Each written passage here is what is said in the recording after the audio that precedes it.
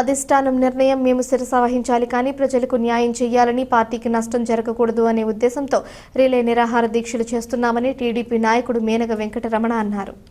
ఒంటిమిట్ట మండలాన్ని కడపలో విలీనం చేయాలని జేఏసీ ఆధ్వర్యంలో రామాలయం కూడలిలో చేపట్టిన రిలే నిరాహార దీక్షలు సోమవారం 10వ రోజుకు చేరుకున్నాయి.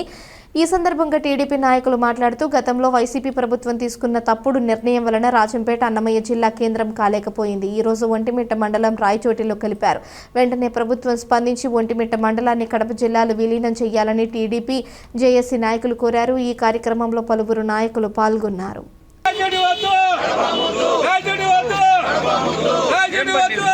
మండలంలో ఈరోజు రిలే నిరాహార దీక్షల సందర్భంగా 10వ రోజు ఈరోజు కంటిన్యూగా కూర్చోవడం జరిగింది. మరి గతంలో ఉమ్మడి కడప జిల్లా ఉన్నటువంటి ఒంటిమిట్టను కడపలోనే సిద్ధవటం ఒంటిమిట్ట మండలాలు 2 ఉంచడం జరిగింది.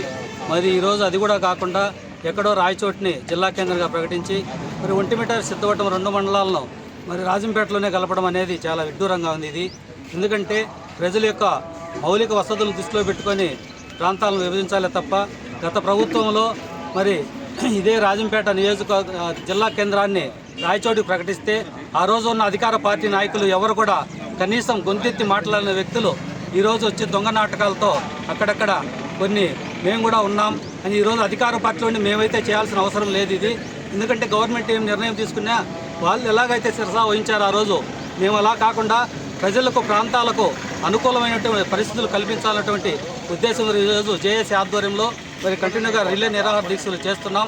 నేను తప్పకుండా ఒంటిమిట్ట సిద్ధవటం 2 మండలాలను కూడా కడపలోనే కలుపుతారని ఆశాభావాన్ని వ్యక్తం చేస్తున్నాం.